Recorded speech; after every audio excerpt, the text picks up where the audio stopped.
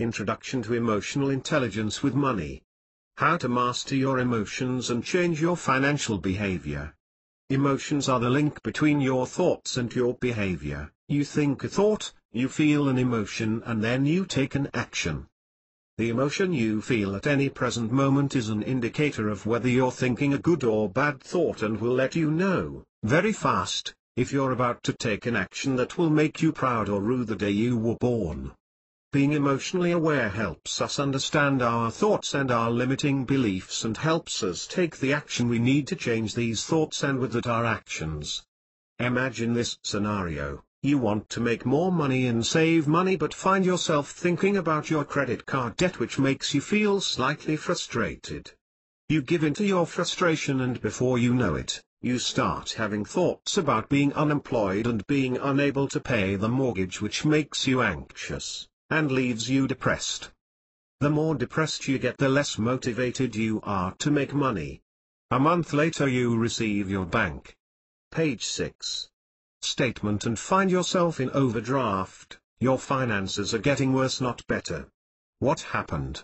Now imagine a different scenario. You want to make more money, but instead of focusing on your debt, you choose to focus on what you'll do with the money once you have it, which makes you excited and happy. The more you focus on what you'll do with the money, the happier, excited and motivated you get. Not only that, but you find yourself attracting more money and taking constructive financial action. Why are you getting two different outcomes from the same intention to create wealth in both scenarios? Law of Attraction teachers and practitioners will explain that what you focus on persists. Thinking about debt creates more debt, and thinking about wealth creates wealth. The answer isn't just mystical or spiritual but also very logical. Different thoughts trigger different emotions, and different emotions cause us to behave in different ways. You don't spend, save, invest or even make the same amount of money when you're depressed as you do when you're happy. Page 7. When we're frustrated about the money we have, we make different investment decisions and may be more risk-averse than when we're feeling hopeful about money. These emotions that we feel in the present are affecting our financial future and have the power to keep us trapped in a financial cycle. How could applying emotional intelligence, EQ, to your money, help you make wiser financial decisions? Many teachings in economics, psychology and spirituality talk about the importance of mastering our emotions in order to make wise decisions. Mastering our emotions and being emotionally aware will help us make wiser financial decisions and lead us to financial freedom. Understanding your emotions and how they drive your financial behavior is important and is the first step to changing your relationship with money. When you know how different emotions affect you, you can teach yourself to observe them before taking any action and reacting to them. This will ensure that you take financial action only when you're calm and objective, which will lead to favorable financial outcomes. Page 8. How emotions affect our behavior. Emotions are triggered by a situation, object or person. Our emotions affect our behavioral patterns and our assessment of a situation, person or object. According to psychologists, emotions are physiological states of arousal related to a person, situation or object and help us survive. They believe that emotions are connected to our beliefs, cultural backgrounds and our drives, whilst also influencing our behavior. Evolutionary psychologists, on the other hand, believe that emotions are a subprogram of the brain that evolved to help us solve adaptive programs as we continued to evolve. Specific situations trigger specific emotions, which in turn trigger physiological and behavioral reactions to ensure our continued survival as a species. Cosmides and Tobey, 2000. 10,000 years ago our emotions helped us survive by securing food, the number one resource we needed to be able to survive. Today money is the resource that we need to survive, and we are still using our emotions to procure it and secure it. Page 9. Emotions from a Buddhist perspective.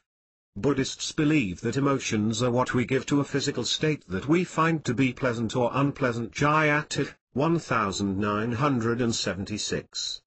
Our emotions are physically felt in our bodies. Whenever we feel a good sensation we label it as pleasant, and when we feel an unpleasant sensation we label it as such. Our idea of what constitutes a pleasant or unpleasant sensation is based on our past experiences, which drives our behavior in the present and eventually becomes part of our personality. Gayatri, 1976. This theory goes even further to state that we actively seek out people, things and situations that bring up pleasant sensations and avoid anything that arouses any kind of unpleasant sensation within us. In fact, we become attached to anything that gives us pleasure and will even engage in destructive behavior to experience this pleasure. An example of this is using drugs to feel happy or procrastinating to avoid work. We happily do this because we consider happiness a pleasant sensation and work an unpleasant. Page 10. Sensation. This suggests that all behaviors we engage in have an emotional payoff, pleasure. The root cause of our behavior and emotions is our thoughts/consciousness. It's only because we think work is unpleasant that we procrastinate to avoid it. If we had no opinion about work, we'd have no feelings about it and wouldn't avoid it. The same logic can be used with money. If we feel money is unpleasant, then we'll do everything in our power to avoid it by misspending it, undercharging for our services, self-sabotaging, etc. On the other hand, if we believe money is pleasant, we despair when we lose it and will spend our lives chasing it, hoarding it, stealing it, etc. So what is the solution to dealing with these emotions that throw us off balance? Buddhism states that we have to remain equanimous, balanced. We should neither seek pleasure nor should we run from displeasure. Applying this concept to money means that we see money as it is, an exchange of value, without attaching any emotion to it. Page 11. How emotions affect financial behavior. Economists define money as a measure of value. The first thing that all economics students learn is that money has no value except the value that we give it. Neoclassical economists have always believed that people make rational economic decisions. This assumption works well in theory, but it doesn't hold up in the real world, as can be seen by the economic booms and busts that characterize the global economy. These booms and busts have given rise to a new school of thought, behavioral economics, which argues that people aren't rational and are ruled by their emotions when it comes to making economic decisions. Dornian Shah, 2005, state that when it comes to decision-making there are 7 principles that affect human behavior. 1. Other people. People will behave in a way that wins the approval of others. 2. Daily habits. People's behavior is based on past experiences and is preconditioned. Page 12. 3. People want to do the right thing. People will often make irrational decisions with their finances if they perceive their actions to be morally correct. 4. Self-expectations. People will behave in a way that aligns with their view of themselves. 5. Risk-averse. People don't feel comfortable taking risks with their property. 6. People are bad at computation. People worry too much about how problems are presented and have a hard time thinking long-term. 7. People need to feel involved in decision-making. Even if there is enough of a financial incentive to do something, people will not be satisfied with the end result unless they're involved in the decision-making process. Page 13. Law of Attraction, the role of emotions in manifesting our lives. Abraham Hicks, the leading teachers on the law of attraction, argue that your emotions are vibrational interpreters that help you understand the physical world. They claim that you should only take action when you're feeling calm, balanced and happy, because taking action from a place of fear and conflict will only lead to undesired outcome. Why? Because according to the law of attraction you shape your life through your thoughts, words, emotions and actions. This is the law of cause and effect. Negative thoughts and emotions can only create a negative outcome, effect. You are the creator of your own reality, and your external environment is a reflection of your internal environment, because what you focus your attention on persists. If you want to attract wealth into your life, you have to focus your thoughts on abundance, talk about abundance and take action that attracts wealth. Page 14. Your emotions are important to the process of manifestation because they act as vibrational indicators that let you know what you're thinking. Negative emotions reflect your negative thinking and introduce resistance to the manifestation process. Positive emotions reflect your positive thinking and help you attract things you want into your life faster. Abraham Hicks claims that your thoughts are the root cause of your emotions. Changing your focus changes your thoughts, which changes your emotional set point, which in turn changes what you attract into your life. In their book Ask and It Is Given they state, by paying attention to the signals of your emotions, you can understand, with absolute precision, everything you are now living or have ever lived. And, with a precision and ease that you may have never before experienced, you can use this new understanding of your emotions to orchestrate a future experience that will please you in every way. By understanding your emotional connection to who you really are, you will come to understand not only what is happening in your own world and why, but you will also understand every other living being with whom you interact. Never again will you have unanswered questions about your Page 15. World. You will understand from a very deep level, from your non-physical perspective, and through your own personal physical experience everything about who you are, who you have been, and who you are becoming. Page 16. What is emotional intelligence, Eck? Daniel Goleman in his book Emotional Intelligence defines emotional intelligence as the ability to analyze your emotions before taking action.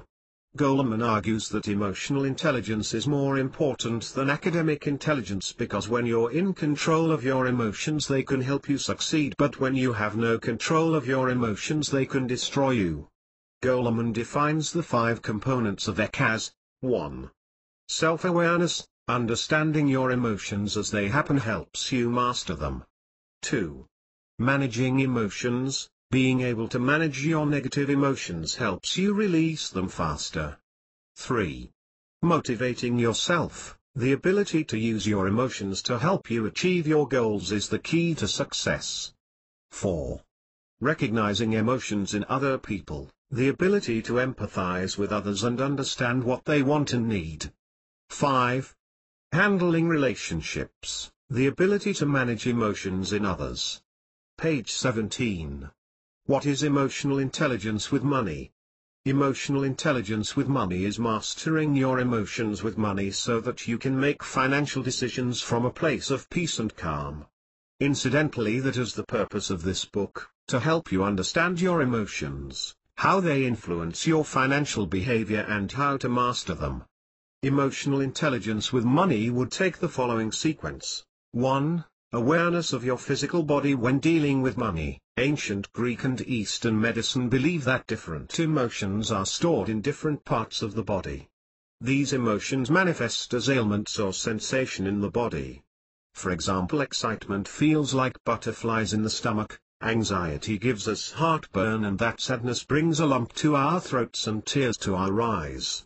For every emotion we feel, there's a physical manifestation, but we're used to ignoring it or running from it that we don't pay attention to it.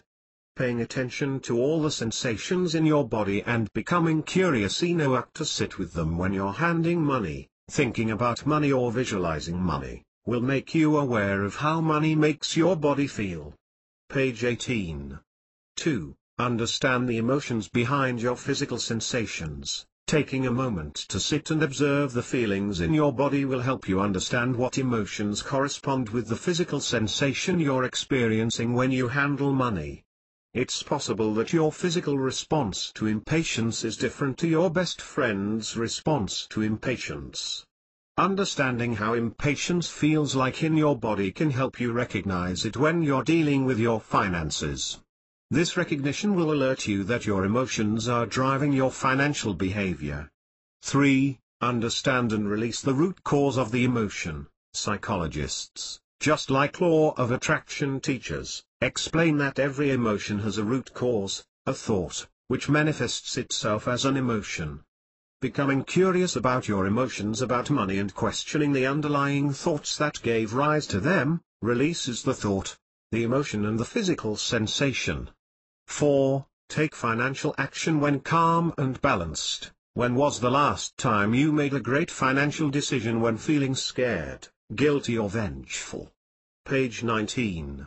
When we're calm and balanced, we're able to think clearly and face challenges objectively. Page 20. How fear of, and anxiety about, money affect your finances. The brave man is not he who does not feel afraid, but he who conquers that fear. Nelson Mandela. According to law of attraction teachers, fear is a lower vibrational emotional that completely thwarts our efforts of manifesting.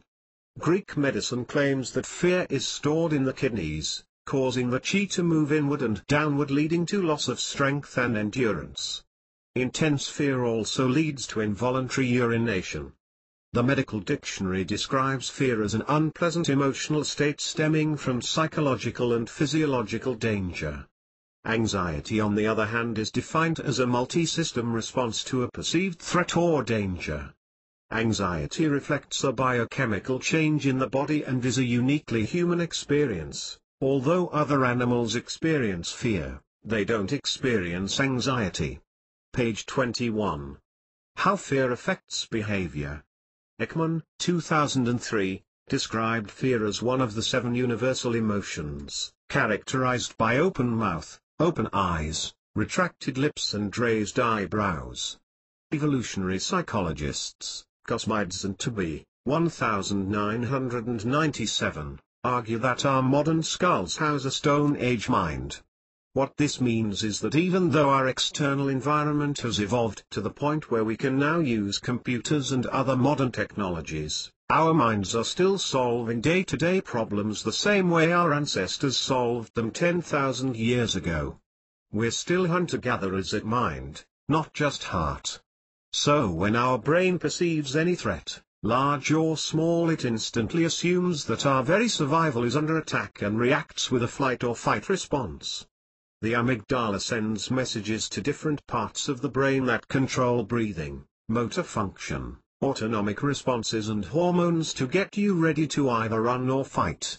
The problem is that 10,000 years ago the root cause of our fear was physiological, like facing wild animals, but as we've evolved our fears have become more psychological, like fear of our finances. Page 22. But because our mind is primitive, it assumes that a financial fear is the same as fear of a wild animal and instantly goes into survival mode. Unfortunately, this leads us to react to physiological and psychological fears in the same way: freezing in place, running, taking action, shortness of breath, racing heartbeat, anxiety and panic attacks. Beaumont, 2007.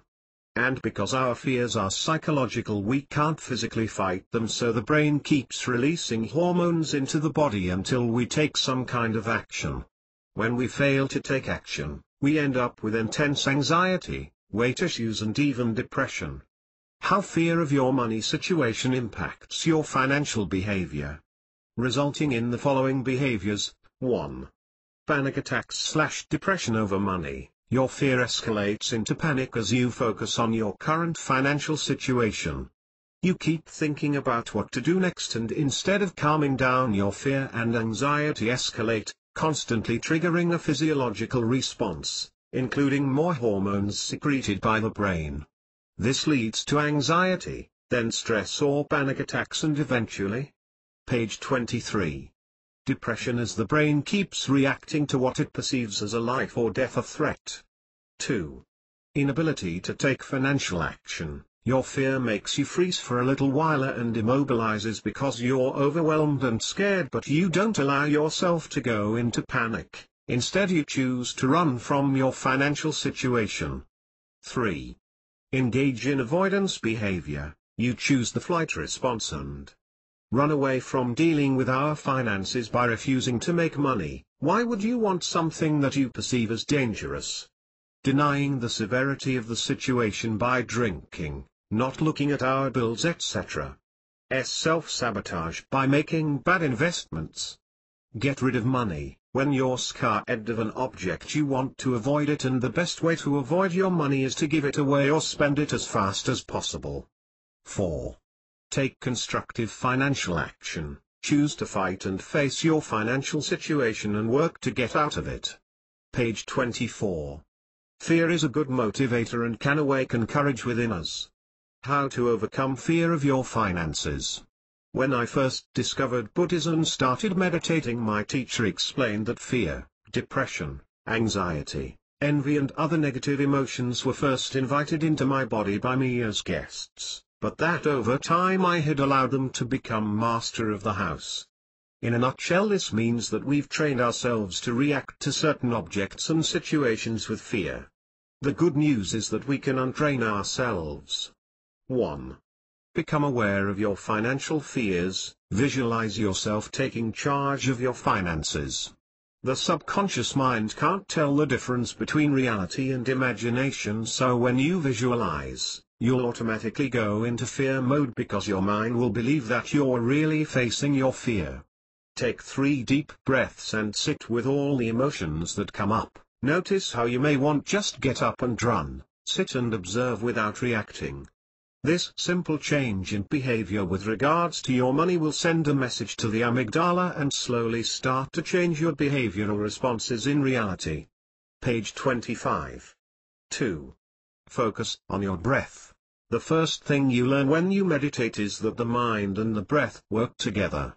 When you're calm, your breathing will be relaxed, but when you're scared or anxious, your breath will change and become rapid and or shallow.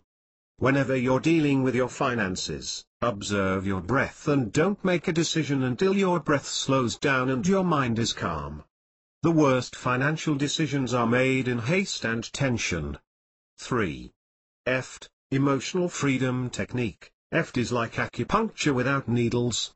It's a finger-tapping technique that combines neuro-linguistic programming with acupuncture theory.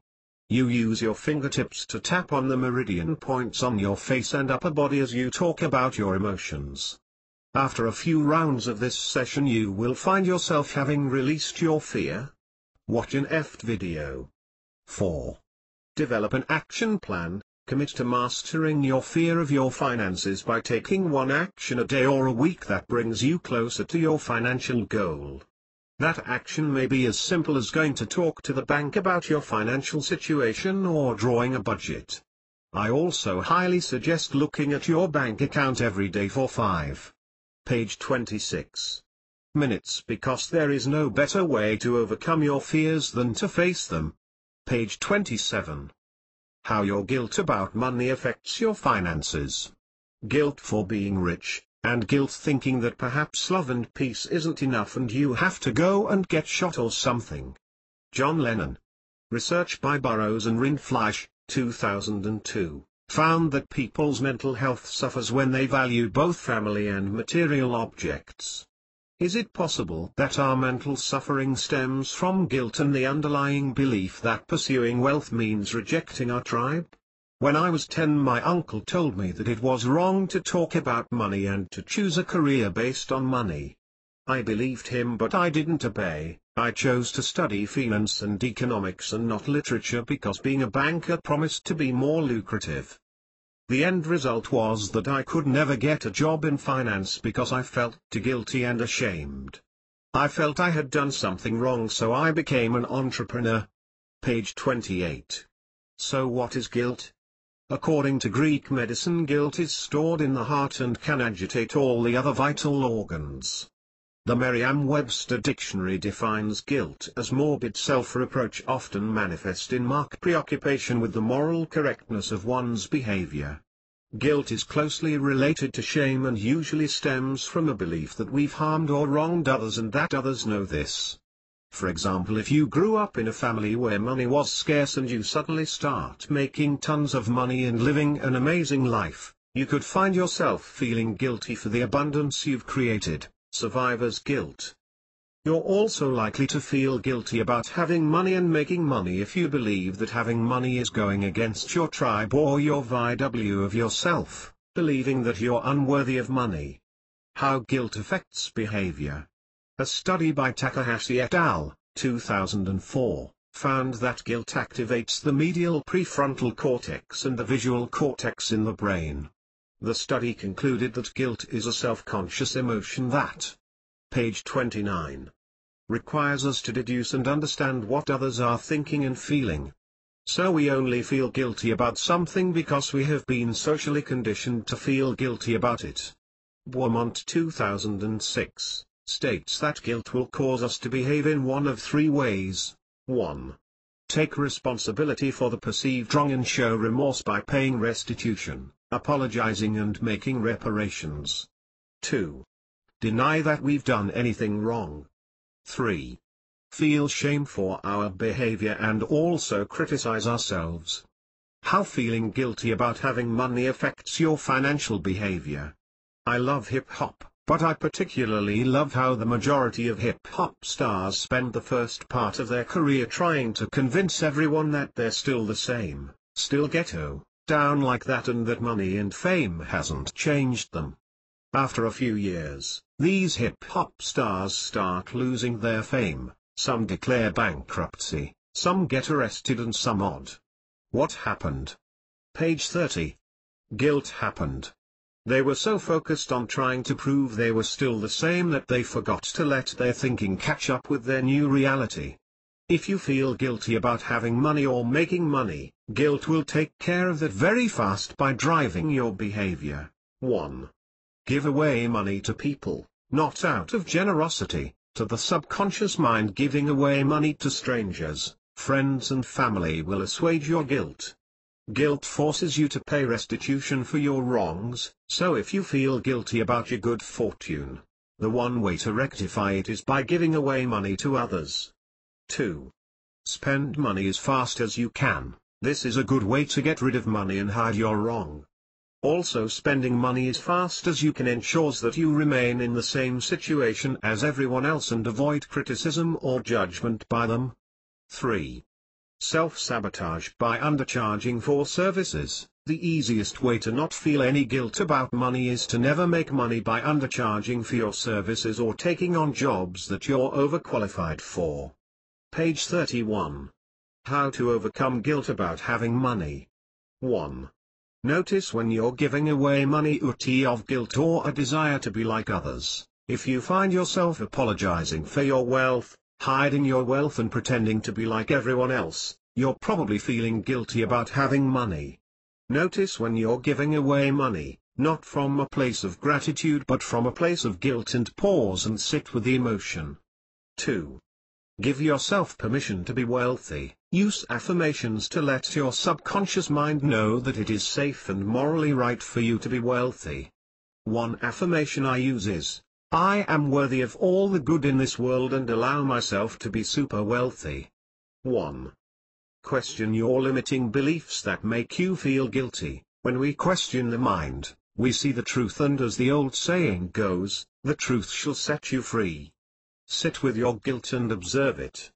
Ask yourself, where does this guilt come from, and wait for the answer. The root cause of every emotion is a thought, and once you release the thought, the emotion it causes will also be released. Page 32. For example, I used to believe that I am not worthy of money. I used the Byron Katie technique to question this thought. Is this true? Can you know that it's true? How do you react when you think this thought? Who would you be if you never had this thought? Turn the thought around. I am worthy of money, or my thinking is not worthy of money. How is your thinking that you aren't worthy of money, not worthy of money? Page 33. How envy affects your finances. Envy is an insult to oneself. Yevgeny Yevtushko. We all know how nasty envy can make people. But what other emotion can drive us to accumulate debt as fast envy can? According to Greek medicine, envy is stored in the gallbladder and gives rise to bile. Allowing our envy to fester can eat away at our gallbladder. The Oxford English Dictionary defines envy as a feeling of discontentment, resentment or longing aroused by someone else's fortune or luck, and is characterized by displeasure in ourselves and our possessions. How envy affects behavior. Envy is an important aspect of natural selection because it keeps competition alive. which keeps us progressing as a species. Whenever we feel envy, we think the thought "I want," and that usually gives rise to the question, "How can I get?" And it's this question that drives us to either create or destroy. Waller, 2004, argues that competition lies at the heart of natural selection, and that 10,000 years ago in our Stone Age days we were living with our tribe and competing fiercely against other tribes for resources. The winners got rid of the page 34 competitors, often by killing them, and got all the material benefits. And even though we've evolved, we still see competition as a necessary element of survival. Is it possible then that we feel envy because our minds are naturally geared towards competition? A controversial study by Takahashi, 2003, found that the center of the brain that processes envy is the same center that processes physical pain and pleasure. We feel physical pleasure when someone we envy experiences a setback. Could this explain the payoff in engaging in office politics? The root cause of envy is the belief that what we have is not good enough compared to others, or that we ourselves are not good enough. Envy motivates us to acquire possessions in order to increase our status, and if we fail to acquire these possessions, our self-esteem will suffer and we'll end up angry or hating the object of our envy. Beaumont, 2006. Envy can also motivate us to build empires or get higher paying jobs in order to get the things we desire. Page 35. How envy affects financial behavior. Envy is a slippery slope to debt, and it negatively impacts financial behavior. 1. Increased debt from keeping up with the Jones. You overspend and spend money you don't have to keep up appearances. 2.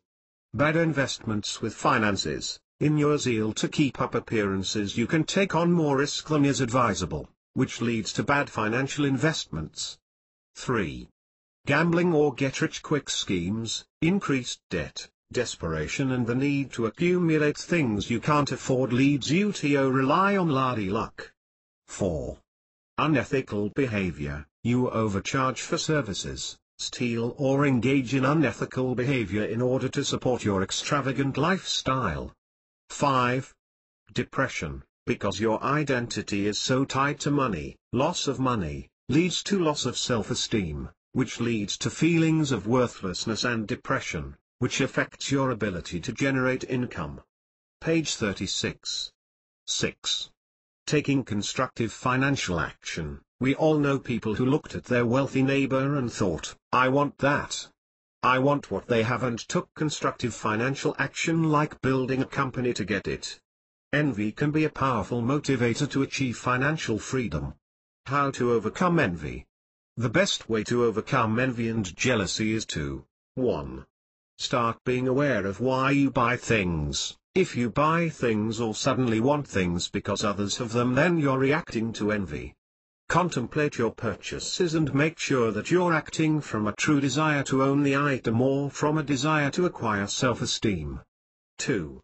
Work on your self-esteem. When we're self-confident, we can sell water to a well just by using our abilities, but when we lack self-esteem, everything and everyone is intimidating. I suggest writing down a weekly list of things that are going well in your life.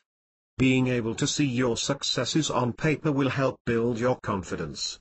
I also suggest reprogramming your mind by using affirmations. A few years ago I started reciting this affirmation. Page 37.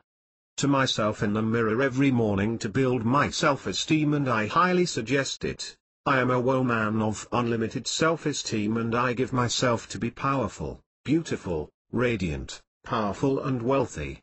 3. Practice daily gratitude. We envy others because we don't appreciate the good that we have in our lives, because we believe that others are more blessed than we are. According to the law of attraction principles, when we're grateful for the good things in our lives, we attract more of them because we focus more on them. Most successful people credit gratitude for their success. Write 5 things you're grateful for every morning and evening, which will not only help you see your blessings but will also help you attract the things you want in your life. Page 38. How hatred of money affects your finances. Animals don't hate, and we're supposed to be better than them. Elvis Presley. It's understandable that we hate money. We live in a society that tells us that hating money is noble and loving money is evil. But recent psychological research has shown that having money is good for our health and that more money actually leads to more positive emotions, whereas lack of money tends to lead to depression and physical illness. Voss, Mead and Good, 2008. Of course this isn't the kind of research that many people want to read about because it makes them question their relationship with money and leaves them feeling guilty about loving money. I once had a guy, newly rich, come up to me at a party and ask me what I do. When I told him I was a money coach, he turned around and told me he had no clue how he became rich because he hates money. I smiled and asked him why. His response was that money had diminished his creativity as an artist. I smiled and gave him my business card. My guess is he'll need my services in a few years. When we hate something we usually find the way to get rid of it. Without knowing it, he'd. Page 39. Already started avoiding money by repressing his creativity, his main source of income. If he can't paint, he can't make money, which means he never has to deal with money. The definition of hatred. According to Greek medicine, hatred is stored in the gastric center which leads to stomach ailments such as gastritis and ulcers. The Merriam-Webster dictionary defines hatred as an intense hostility or aversion deriving from fear. The underlying cause of hatred. If psychologists are to be believed, then the underlying cause of hatred is fear of our own mortality. 10,000 years ago tribes would kill each other for resources, so it was important for us to spot outsiders instantly in order to protect ourselves. We would naturally fear outsiders because they represented possible danger and posed a threat to our food source. Our feelings of hatred made it easier for us to reject them or kill them in order to protect ourselves. Page 40. I suspect that this is also the reason why most people hate the rich, because they have an underlying fear that rich people can use their wealth to secure scarce resources. Waller, 2004, states that every human in every culture has the physiological ability to hate when activated with the right cues. He argues that hatred begins the instant we start having us and them internal dialogue. This is the same dialogue we had 10,000 years ago in order to recognize outsiders in our tribe and hold on to food resources. This suggests that hatred is an emotion we feel in order to protect ourselves from danger. Terror management theory in social psychology also backs up the argument that human behavior is motivated by fear of death, and to protect ourselves from this fear we create a worldview that helps us preserve our self-esteem. One of the ways that we protect ourselves is through hatred. Social psychology experiments have found that making people think about death by giving them images of decomposing bodies or terrorism triggers in-group biases, prejudice and hatred of the other. Cassin et al. 2011. Page 41. How hating money affects your financial behavior. Money is just a measure of value and has no value except for the value we give it. Why do some people hate money and others love money? You're most likely to hate money if you are scared of money or if you blame money for something in your life like a broken relationship or dysfunctional family. Based on the above definition of hatred, we can conclude that our hatred of money stems from our fear of money and our desire to protect ourselves from the perceived danger that money poses. If you hate money, you will 1. Avoid making money or managing money. If you think that something poses a threat to you, you'll avoid it, which means you won't pay attention to anything related to money. 2. Living hand-to-mouth or complete poverty. Beaumont 2006, explains that when we're facing a threat we feel a need to kill or be killed and want to destroy the enemy. Since money is the enemy, the only way you can eliminate it from your life is to either spend it as fast as you can. Page 42. Gamble it or to give it away or just never have it in any form. 3. Inability to save. When you hate something you don't want to keep it around and would rather avoid it. In fact, I would bet that people that hate money have an irresistible desire to spend it, not accumulate it. 4. Work for free or close to nothing. When you hate something, you not only avoid it, you also reject it to protect yourself, so it makes sense that you'll reject money, spiritually and otherwise, by refusing payment for your products and services. 5.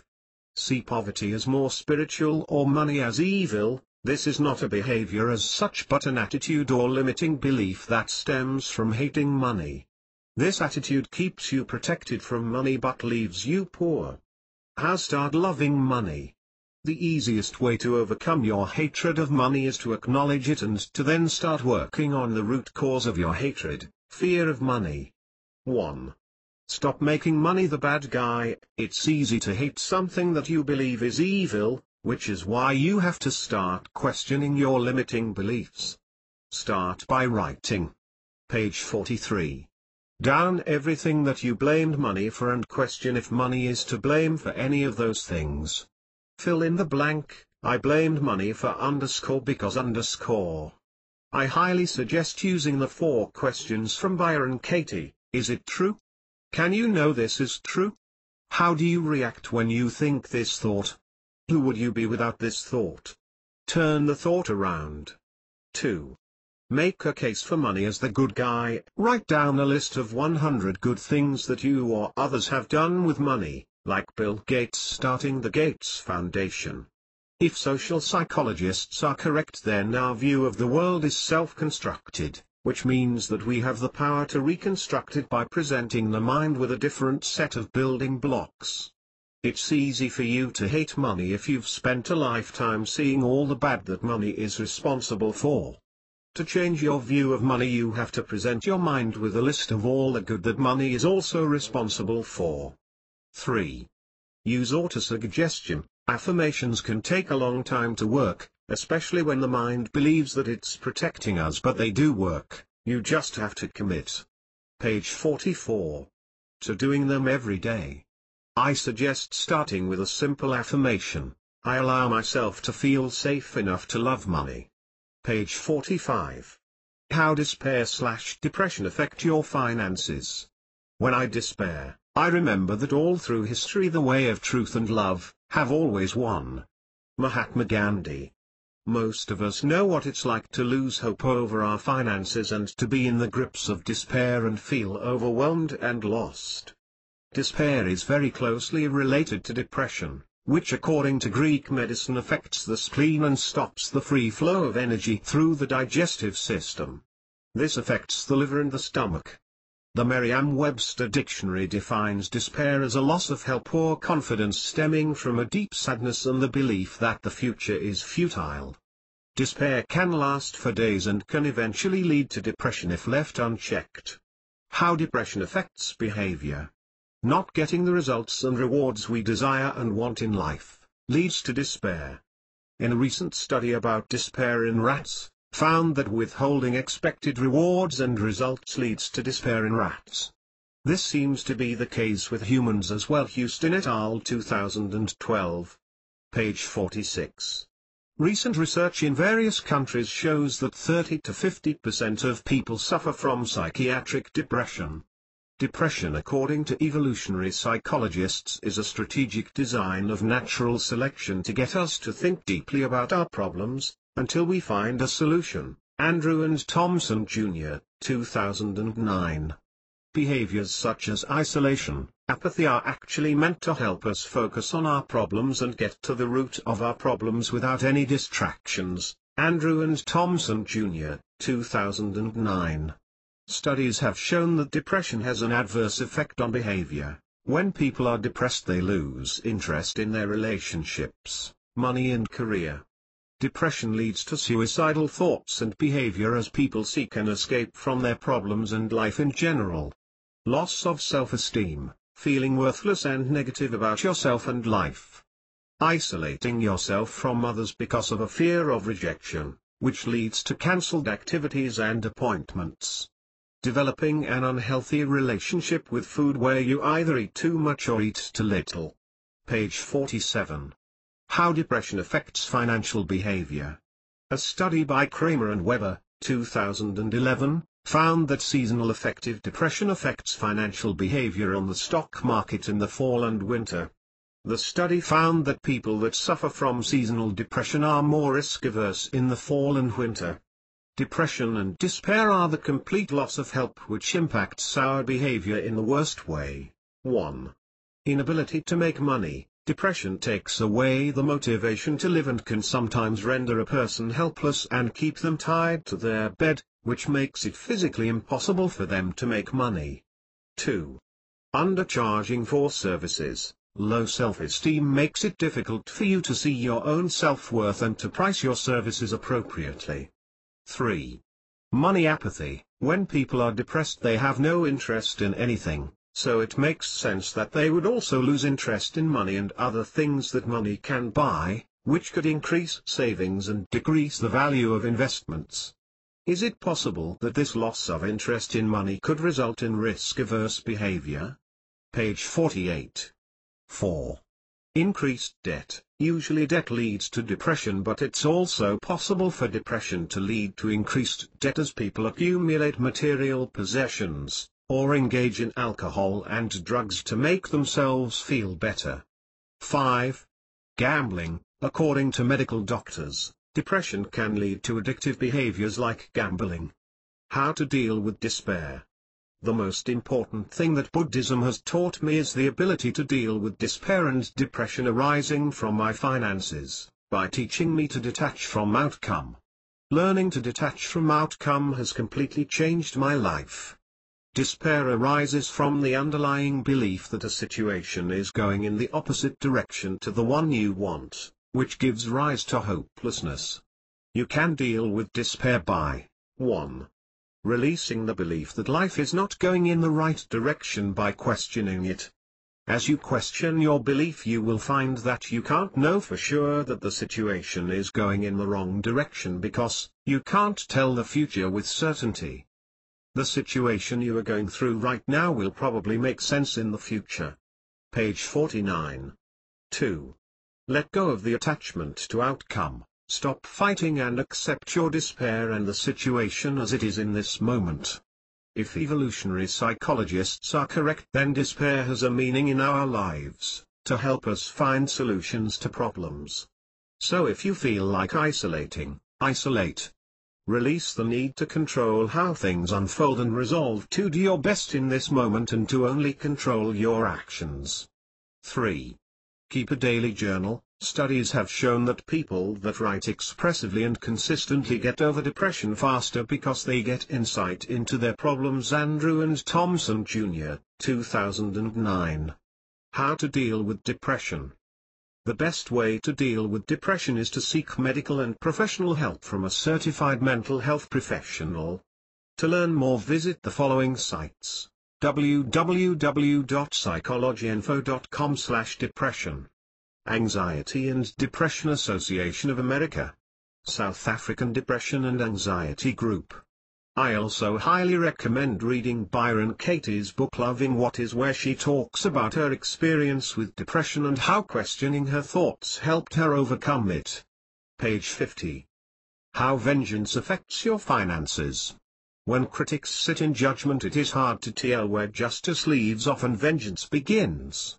Chuck Jones. According to Eastern philosophy, vengeance is one of the base qualities that hinder our spiritual development. Unfortunately, this concept of vengeance has never stopped us from entertaining this emotion fully and publicly. We live in a world where vengeance is exalted and turning the other cheek can be seen as cowardice. Vengeance often drives us to start wars and to kill because we believe it will make us feel better. According to Greek medicine, vengeance is closely linked to rage and affects the stomach area, which leads to ulcers and gastritis. The Merriam-Webster dictionary defines vengeance as a punishment inflicted in retaliation for an injury or offense. How vengeance affects behavior. Evolutionary psychologist Michael McCulloch, in his book Beyond Revenge, The Evolution of the Forgiveness Instinct, argues that revenge has always been part of the human species and is the most primitive form of justice. Page 51. In the Stone Age, The threat of vengeance from family and friends ensured that people didn't steal from each other or kill one another, which ensured peace and stability long before any kind of judiciary system was invented. Most of us already know that vengeance is a destructive emotion, so why do we allow it to drive our behavior? Research by Faye et al., 2004, showed that thoughts of revenge stimulate the same reward centers in the brain that desire, sweets and drugs stimulate. Whenever we punish people that have betrayed us, the dorsal striatum, the part of the brain that processes rewards, lights up.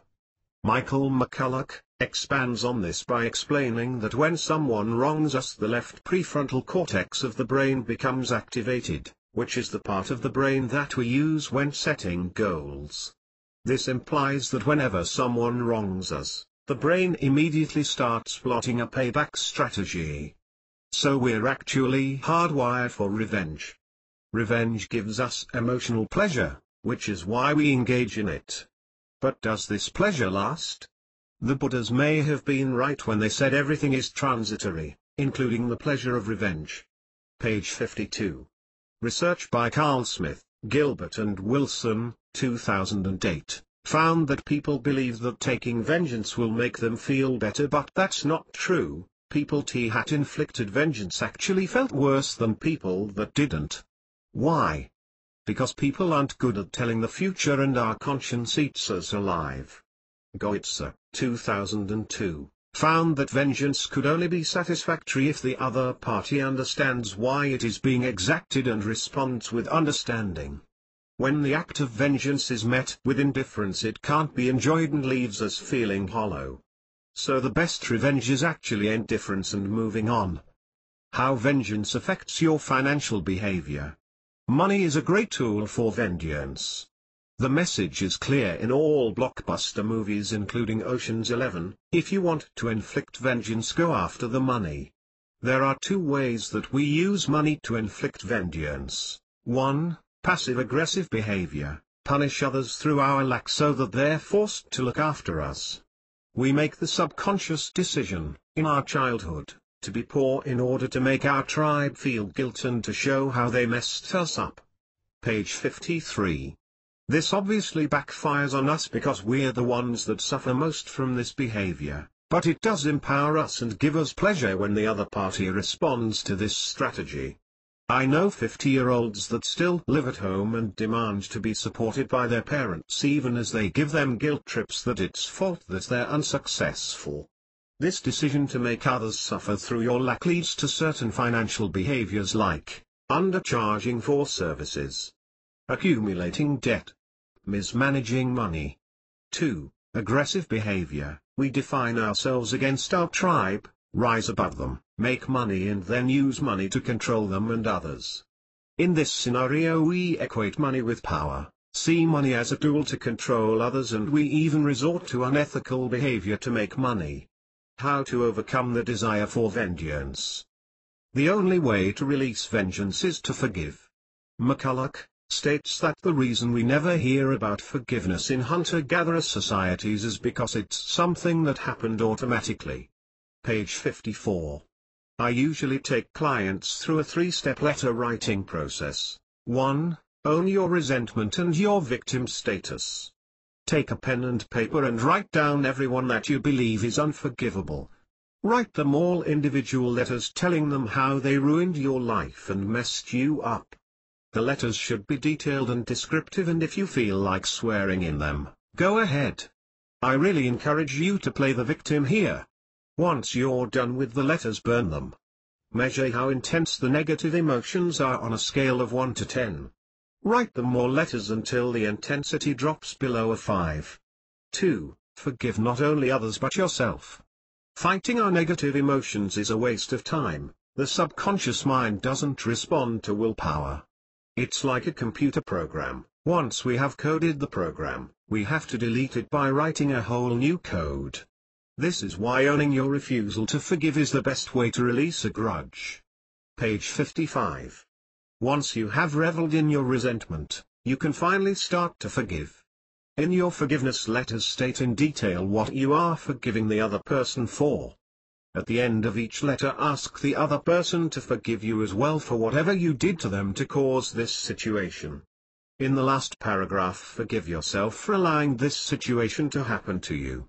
You have two choices: you can burn the letter or you can mail it to the other person. 3. Appreciate having had the person in your life. Write everyone on your list appreciation letters for having been in your life. Find something great that happened in your life because of that situation and thank them for it. You can either mail the letters or burn them. Everyone in our lives teaches us something. For example, my cheating ex-boyfriends gave me the gift of self-love. Those relationships forced me to go on a journey of self-appreciation where I got to define how I wanted to be loved. This last part may take days and even weeks, but that's okay because it takes almost superhuman strength to find the beauty in the muck. Page 56. It's empowering to be able to see the gifts, self-esteem, resilience, and perseverance, that the cheating ex, the abusive parents, the lying business partner etc. gave us by hurting us. When we stop playing the victim and release the past, we become more powerful because we give ourselves permission to live in the here and now. Page 57. How anger affects your finances. Anger is a short madness. Horace. One of my favorite movies is Guess Who?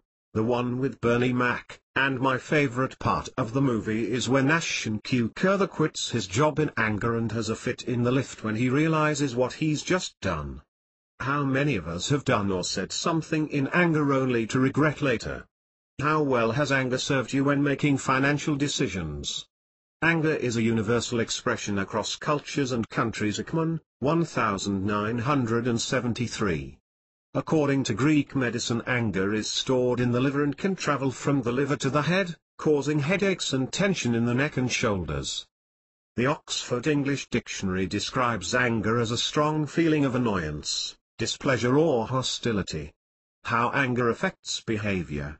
Anger activates the amygdala and the hypothalamus. Panksp, 2000. When we feel angry, our voice changes, we experience trembling, have increased hand movements and. Page 58. Higher vocal frequency, Warboth et al., 1986, Bansanskara, 1996.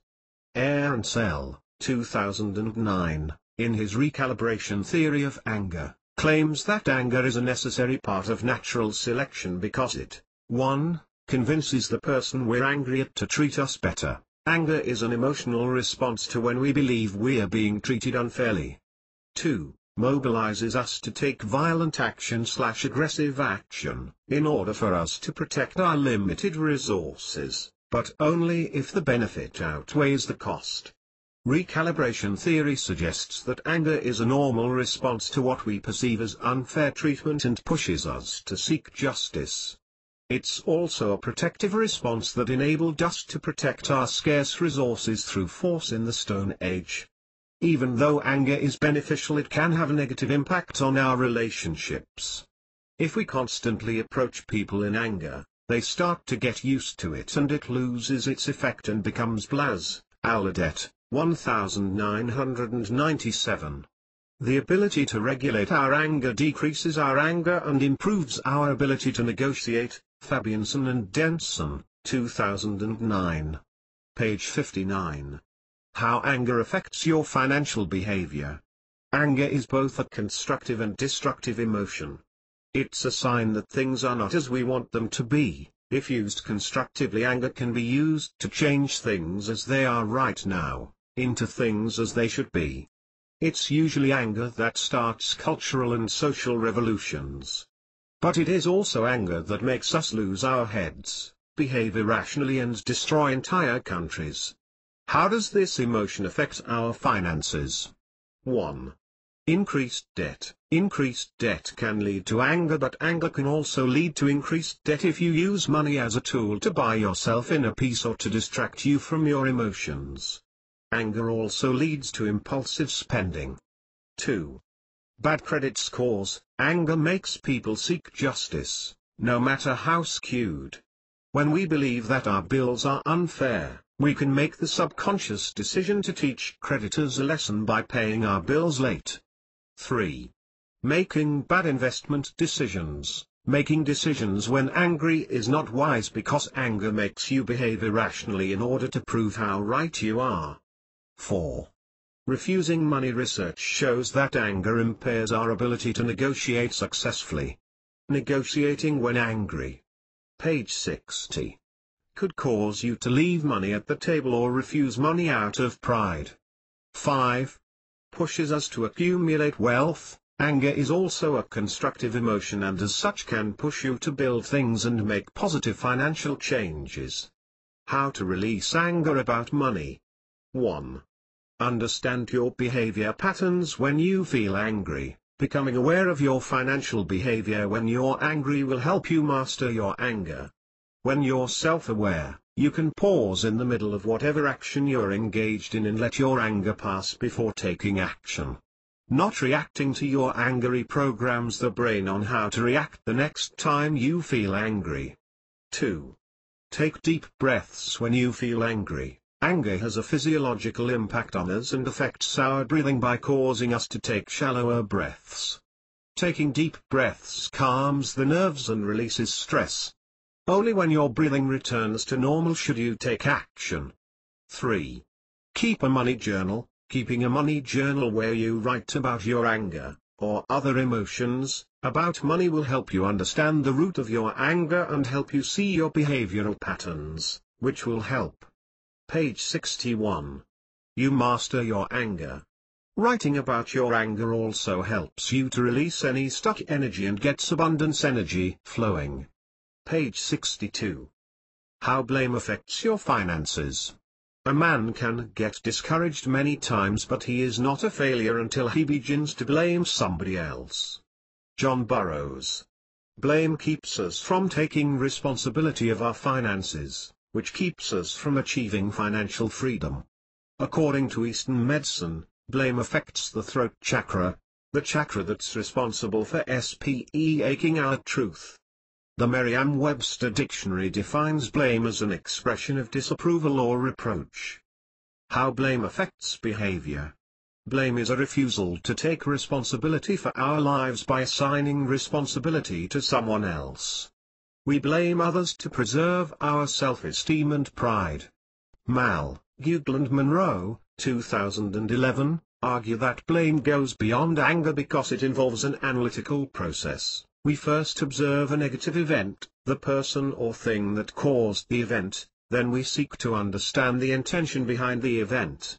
If we believe that the person or object could have prevented the event, then we feel blame and decide on the appropriate action to take.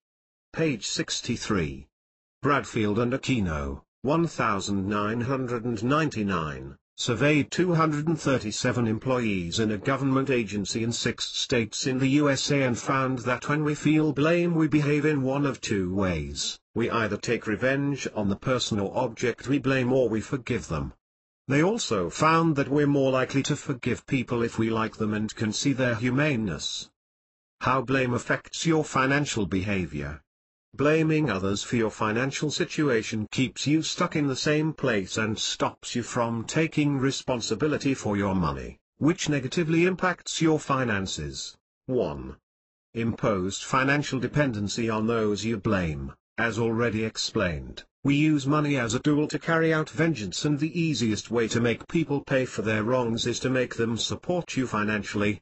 This denies them their financial freedom, and because you believe they owe you, whoever they are, be it the government or your parents, you feel vindicated.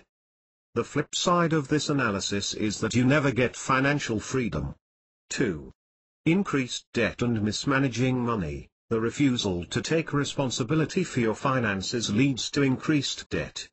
At some point we all have to accept that we're adults and we are all responsible for our finances. Page 64. 3. Stealing money to correct the wrong. When you blame others for the situation that you're in, you put them in the wrong and can justify even immoral behavior. How to stop blaming others and take responsibility. 1. Become aware that you're blaming others. The first step to letting go of blame is to become aware of it. especially when you're dealing with your finances. Pay attention to blame-like thoughts. It's their fault, they did me wrong, they should have known better. 2. Take back your power. Holding on to the way that others wronged you disempowers you because it keeps you in the past, and makes your past more important than your present.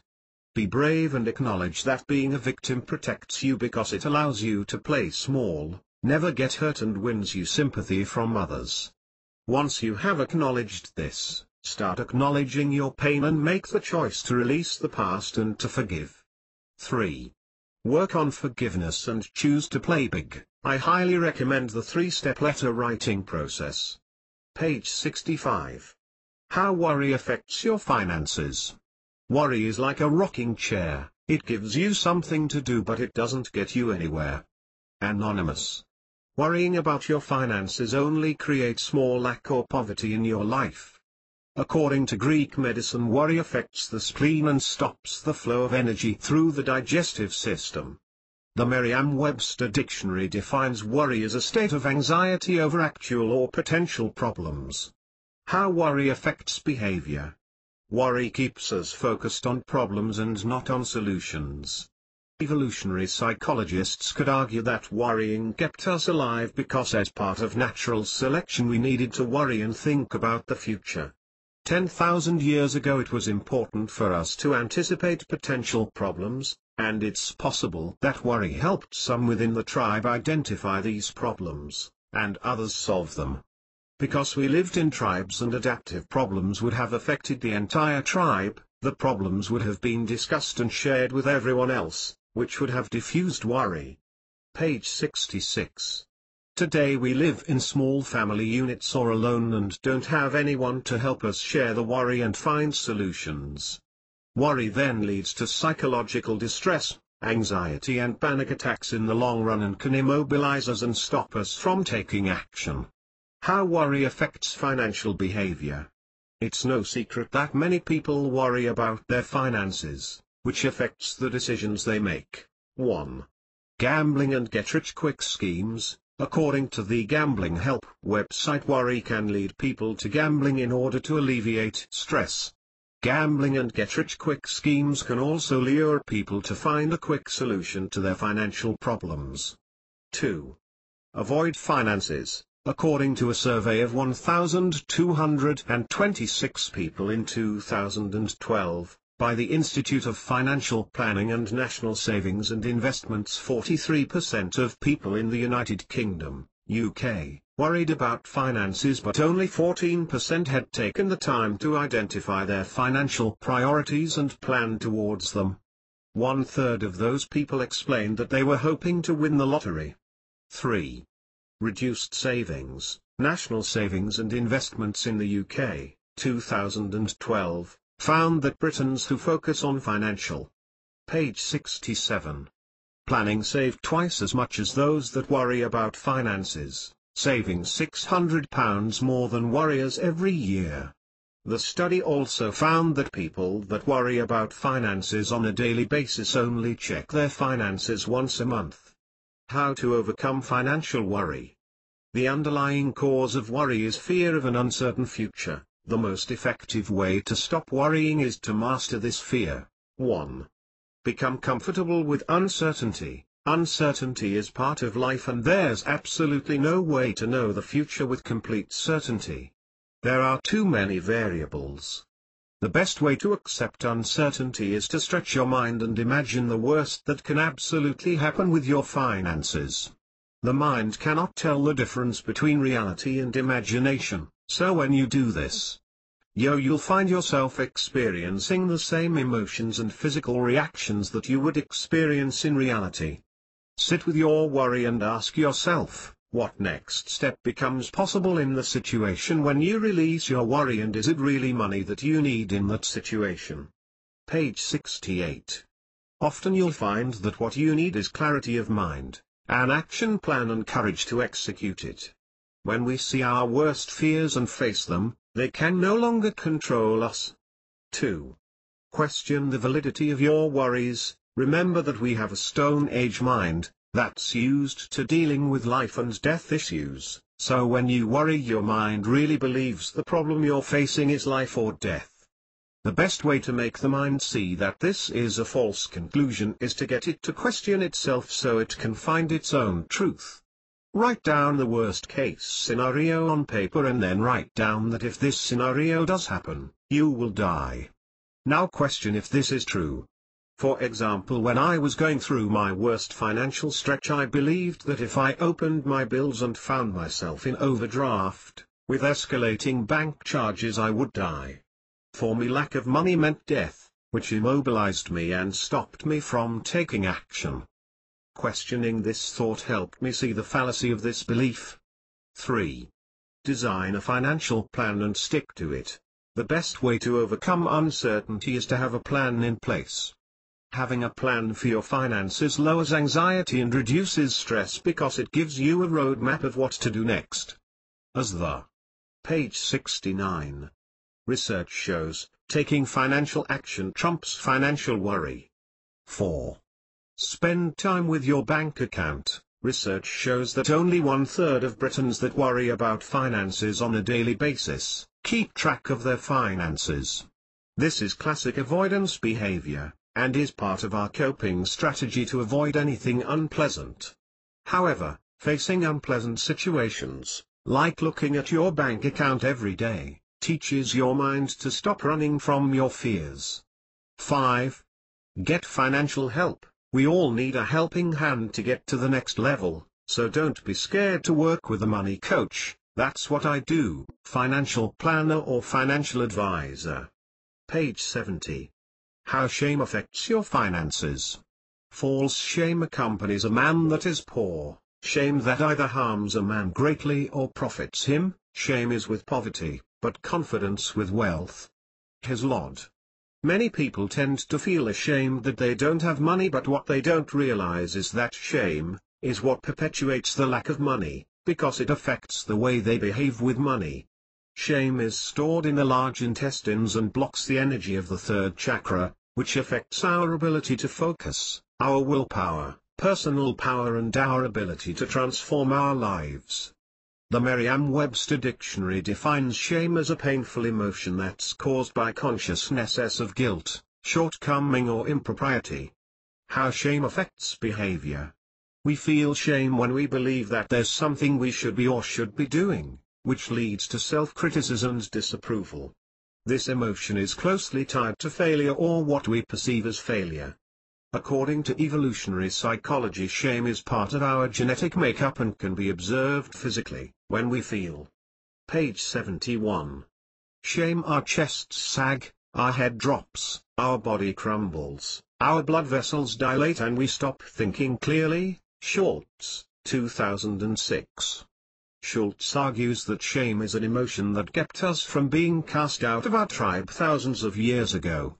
Shame alerts us that we're behaving in a way that is not socially acceptable and that could get us cast out. Shame then lets us know that it is time to introspect and change our attitude or risk being isolated, which meant certain death. It also stopped us from rebelling, which protected the tribe from rebels that could potentially get everyone killed. Schultz, 2006. Too much shame harms our self-esteem and robs us of self-love.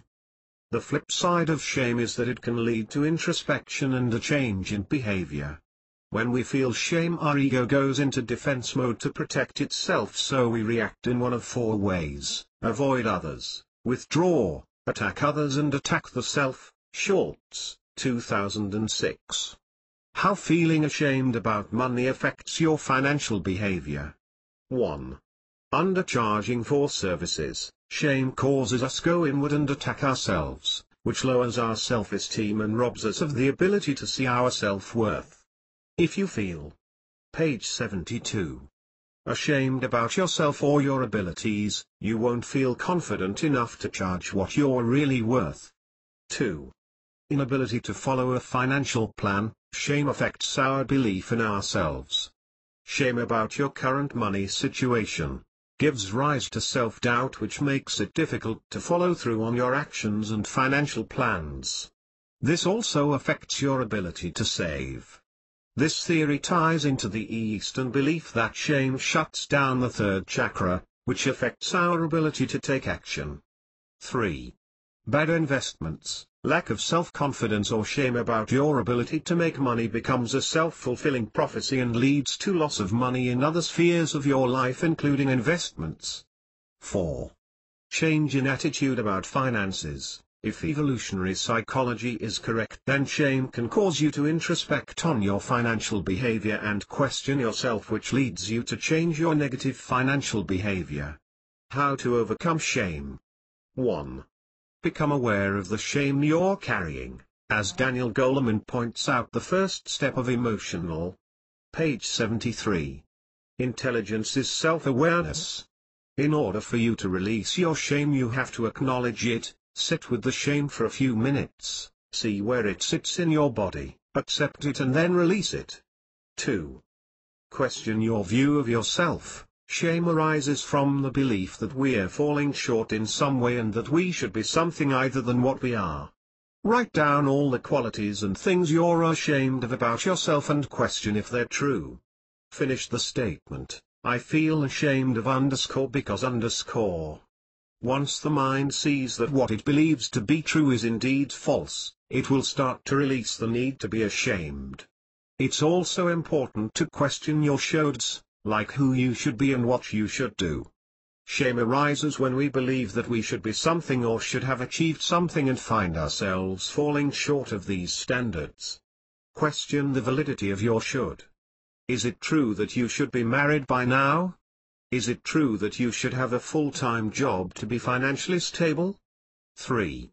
Question the reality of your failures. When I started out on my journey as an entrepreneur, I struggled with a lot. Page 74. Of shame, which also led to mild depression.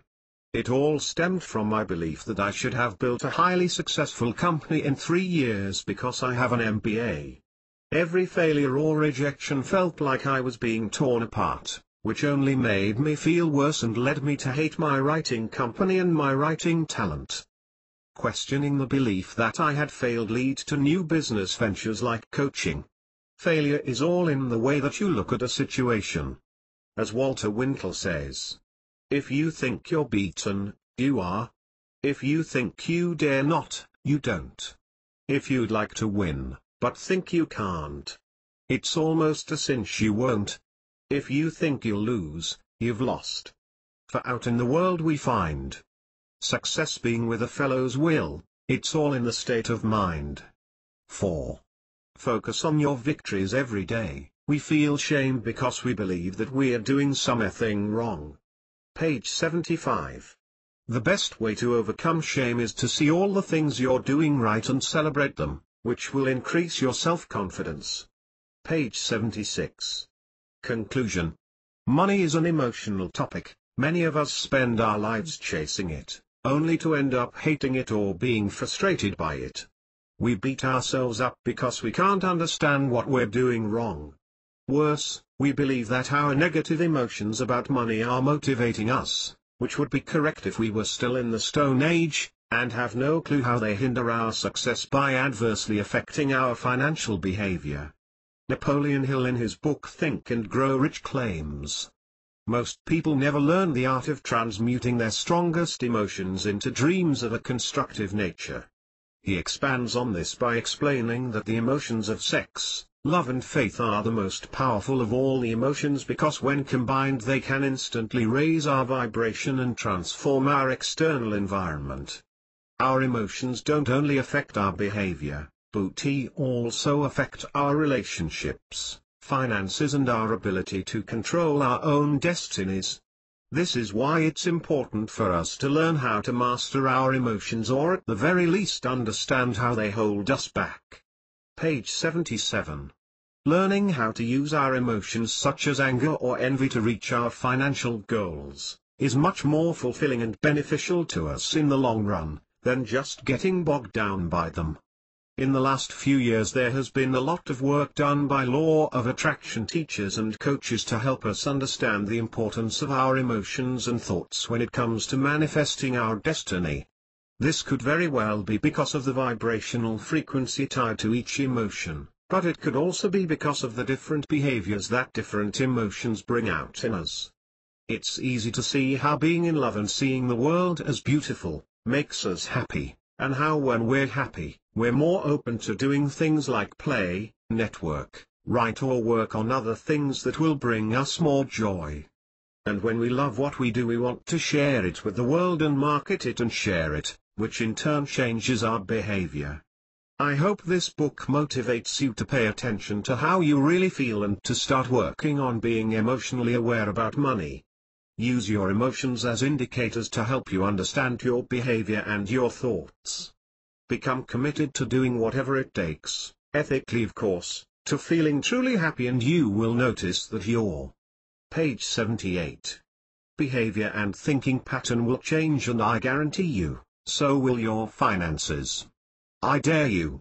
This is the introductory book on emotional intelligence with money, but I am working on a more comprehensive, that explores all the 22 emotions. That will be available for sale starting August 27, 2012 on Amazon Kindle. Please visit www.wealthymoney.com to take a quiz on your money profile and for more resources, e-books, videos and information on my coaching. Page 79. My money story. My name is Vanil Makwekwa, and it took an MBA and a large amount of student loans to get me to realize that financial freedom had nothing to do with my paycheck. I grew up believing that my family was cursed with money problems and that my future was hopeless. I had seen well-educated aunts, uncles and parents work hard but fail to achieve financial stability. And because I did not know any better, I found myself following in their footsteps, giving up my dreams of writing to get a finance degree and then an MBA, all for financial stability. When the money did not come, I felt like a failure and found myself drowning in shame and self-criticism. My shame totally overwhelmed and made it almost impossible for me to do anything but sleep. Page 80. I knew it was time to go deeper, which is when a friend referred me to a life coach and I started on my amazing journey to becoming a money coach. I changed religions 3 times in 3 years because I was trying to find answers and looking for a savior from my personal money hell. It was in the midst of spiritual quest that I discovered meditation. I discovered meditation and learned to pay attention to my thoughts and my emotions. I noticed that every time I thought about money, I would get unpleasant sensations all over my body. By unpleasant sensations I mean my body would tense up whenever I had money in my hands or just thought about money. My jaws would clench, my throat constrict, and would literally have to stop myself from clenching my fists. Visualizing money was a nightmare. I got instant acid reflux. These physical symptoms had always been there, but I had never bothered to understand them, because I was too busy fighting them. Through meditation I learned to observe each sensation so I could understand the emotion causing it and the thought behind each emotion. Page 81. I noticed that emotions helped me work backwards to understand the thought that was causing the emotion and release it. I became obsessed with understanding emotions and the role they play in our ability to attract the things we want. The more attention I gave to my emotions about money, the faster I was able to release my limiting beliefs and the more relaxed I became about money. The calmer I was about money, the more clearly I was able to think about my finances, which led me to make better financial decisions. Within 4 months my life changed. I repaired my broken relationship with my mom, got new friends, paid off us $10,000 in debts, got my own place to live and forgave my ex. Even gave him relationship advice and had lunch with him several times. In the process something interesting happened. People started asking me to coach them and they referred others to me for coaching, including a Catholic bishop. I teamed up with one of my friends in New Zealand, Dr. Stephanie Kabongo, to do more research on money and how people use money, and came up with the 5 money profiles: money anorexic, money dieter, money bulimic, money glutton and breatharian. Page 82. At the same time, I also became very interested in merging my experience in finance and economics with my interest in evolutionary psychology and law of attraction, so I started researching the effects that emotions have on behavior. The more I coached people, the more aware about how different emotions impacted financial behavior differently. In my coaching, I started to focus more on the emotions that clients had about money, in order to get to their limiting beliefs and help them release them. I got EFT, Emotional Freedom Technique, Level 2 training, made up my own abundance meditations, inner child meditations, money exercises and coaching methods and affirmations to stretch the mind to accept abundance, and my clients saw results. Visit www.wealthymoney.com for free resources on money. Facebook, www.facebook.com/wealthymoney. Twitter, www.twitter.com/vanalmakwakwa.